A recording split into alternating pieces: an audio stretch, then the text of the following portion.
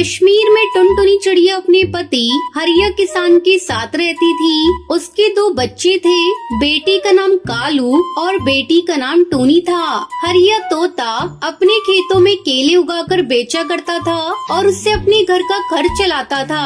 कई सालों बाद इस बार हरिया किसान के खेत में केले की अच्छी फसल हुई थी। केले की अच्छी फसल देखकर टुनटुनी चिड़िया अपने पति से कहती है, सुनिए जी, इस बार ऊपर वाले की कृपा से अच्छी फसल हुई है। इन्हें बेचकर जो पैसे मिलेंगे उनसे हम अपना पक्का घर बनाएंगे और अपने बच्चों का भी अच्छे स्कूल में दाखिला करा देंगे। इस बार हमारे सारे सपने पूरे हो जाएंगे। हाँ, शायद भगवान को हमारी गरीबी देखकर हम पर दया आ गई। इस बार हमारे सिवा किसी की भी केले की फसल अच्छी नहीं हुई। मैं कल ही सारी फसल को ले जाकर शहर में बेच दूंगा। अगले दिन हरिया तोता जब केले की फसल बेचने शहर जाने लगता है, तब टूनी उससे कहती है, पापा आप मेरे लिए शहर से क्या लाओगे? तू ही बता दे, जो तू कहेगी मैं वही लाऊंगा। पापा आप मेरे लिए शहर से एक सुंदर सी गुड़िया लेते आना। और मेरे लिए चाबी वाला बंदर लाना, ठीक है? ठीक है, अब तुम लोग अपने पापा को जाने दो, उन्हें देर हो रही है। हरिया तोता खुशी खुशी अपनी केले की फसल लेकर शहर की मंडी में बेचने के लिए चला जाता है। शहर की मंडी में कई पक्षी अपने अपने केले की फसल बेचने के लिए आए थे। हरिया ये देखकर हैरान हो जाता है कि शहर की मंडी में केले की कीमत बहुत कम मिल रही थी। अब मैं क्या करूं? इस मंडी में केले की कीमत तो बहुत कम है। इतने कम पैसों में हमारा लागत भी नहीं निकलेगा। खाद पानी और हमारी मजदूरी का भी पैसा नहीं मिल रहा।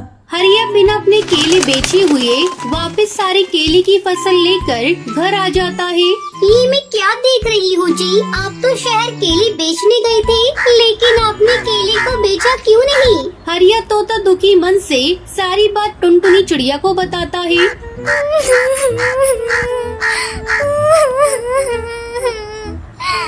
हे भगवान, हमारे सारे सपने टूट गए। अब हम क्या करेंगे? कोई बात नहीं, आप सारे केले को एक कमरे में रख दो। अब से हम लोग इन्हीं केले को खाकर अपना गुजारा करेंगे।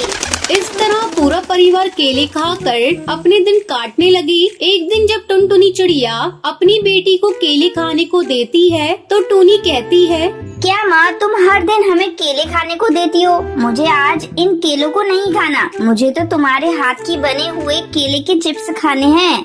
हाँ माँ, मैं भी केला चिप्स ही खाऊंगा, वरना भूखा ही रहूंगा। अच्छा बाबा, आज मैं तुम लोगों के लिए केले के चिप्स ही बनाऊंगी। आप खुश? दोनों बच्चे खुश हो जाते हैं। टुनटुनी चिड़िया केले चिप्स बनाने के लिए जाती है। ये क्या? तेल का डब्बा तो बिल्कुल ही खाली है, इसमें तो तेल है ही नहीं। ऐसा करती हूँ, मैं बिना तेल के तवे पर सेक देती हूँ। फिर टुनटुनी केले को बारीक काट कर चिप्स बनाती है। आओ बच्चों, तुम्हारा मनपसंद केला चिप्स तैयार है। दोनों बच्चे केला चिप्स खाते हैं। माँ आज के केला चिप्स तो पहले से भी ज्यादा स्वादिष्ट है। टुनटुनी भी केला चिप्स खाती है। उसे विश्वास नहीं हो रहा था कि उसने केले की इतनी स्वादिष्ट चिप्स बनाए हैं। वाकई ये चिप्स तो बहुत ही स्वादिष्ट है। ऐसा करती हूँ, मैं कल से ही केले का चिप्स बेचने का काम शुरू कर देती हूँ। हो सकता है इसमें भगवान की कोई इच्छा हो और केले चिप्स बेचकर हम लोग अमीर हो जाएं। अगले दिन से टुनटुनी चिड़िया केला चिप्स बनाकर बेचने लगती है। टुनटुनी चिड़िया के ठेले पर कुछ पक्षी केले चिप्स खाने के लिए आते हैं। इससे उसकी अच्छी कमाई होने लगती है। देख लिया जी, ये केले की फसल हमारे बहुत काम आई। अब तो हर सीजन में आप खेत में केवल केले ही उगाइएगा। हमें मंडी में ले जाकर केले की फसल बेचने की अब कोई चिंता नहीं। ये लो कुछ पैसे और दोनों बच्चों को ले जाकर किसी अच्छे स्कूल में दाखिला करा दो। इस साल हरिया किसान अपने खेत में केला उगाता है और टुनटुनी चिड़िया केले से बनी हुई चिप्स बेचकर अपना जीवन खुशी खुशी गुजारने लगी।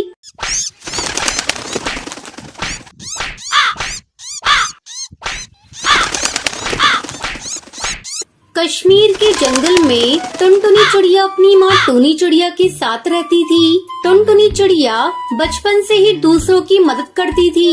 एक दिन उसकी सहेली लंच के समय चुपचाप बैठी थी। अरे लूसी, आज तो लंच नहीं कर रही है। लगता है तो टिफिन लाना भूल गई। वो मेरे घर आज आटा खत्म हो गया था, इसलिए माँ ने आज लंच नहीं बनाया। ये ले लूसी, तू मेरा लंच कर ले। मैं सुबह नाश्ता करके आई हूँ। तो ठीक है, चल हम दोनों मिलकर लंच करते हैं। इस तरह समय बीतने लगता है। टुनटुनी चिड़िया बड़ी हो जाती है। कुछ दिन बाद ही टुनटुनी चिड़िया की माँ उसकी शादी कालू कौवे से कर देती है। कालू कौवे की माँ सुंदरी कौवी बहुत ही खड़ूस और कंजूस थी। अरे बहू, तुझसे कितनी बार कहा भिखारियों को कुछ मत दिया कर, और तू है कि मेरी बात सुनती ही नहीं। मेरा बेटा कमाते कमाते मरा जा रहा है और तू है कि उसे लुटाने पर लगी है। माँ जी, आप ये कैसी बातें कर रही हैं? ये बेचारी भूखी मेरे दरवाजे पे भोजन मांग रही थी। अगर मैंने इसे थोड़ा भोजन दे दिया तो क्या हो गया? अभी इस घर में आए 4 दिन नहीं हुए, लेकिन जुबान तो ऐसे चला रही है जैसे तू मेरी सास है। खबरदार, आगे से तूने मुझसे बिना पूछे किसी को कुछ दिया, मैं तुझे मार मार कर तेरी चमड़ी उधेड़ दूंगी। अपनी सास की डांट सुनकर टुनटुनी चिड़िया आंसू बहाते हुए कमरे में चली जाती है। कुछ दिन इसी तरह बीत जाते हैं। एक दिन सुंदरी कौवी बाजार गई थी, तभी पड़ोस की हरी काकी टुनटुनी चिड़िया के पास आती है। बहुरिया, अरे ओ बहुरिया, कहाँ हो? जरा यहाँ तो आओ। क्या बात है हरी काकी, माँ जी घर पर नहीं है? बहुरिया, मुझे तुझसे काम है, थोड़ी मेरी मदद कर दे।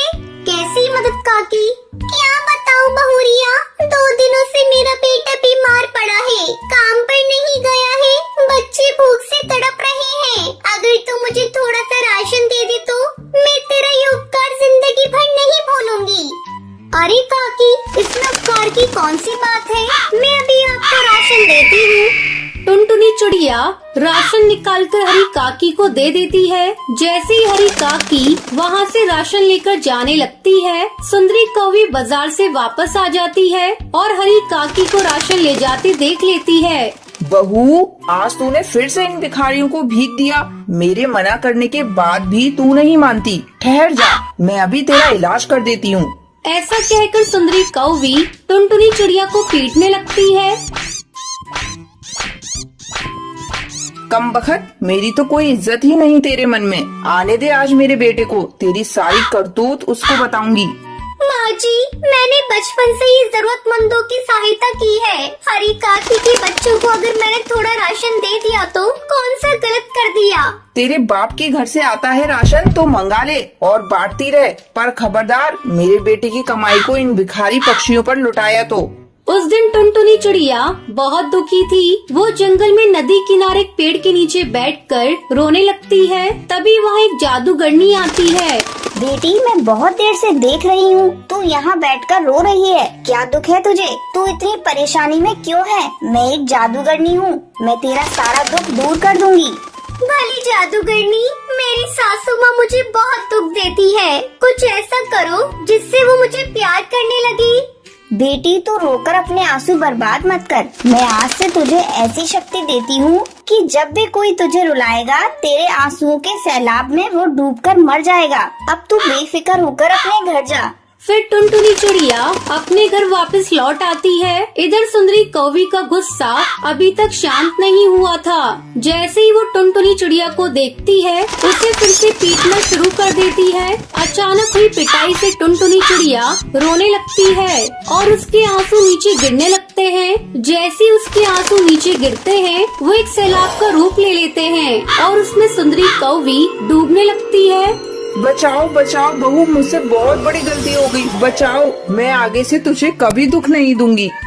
ये सुनकर टुनटुनी चिड़िया खुश हो जाती है और अपनी सास को माफ कर देती है। टुनटुनी चिड़िया के ऐसे करते ही आंसुओं का सैलाब गायब हो जाता है। कुछ दिन के बाद से सुंदरी कौवी बदल जाती है। फिर दोनों सास बहू खुशी खुशी रहने लगती है।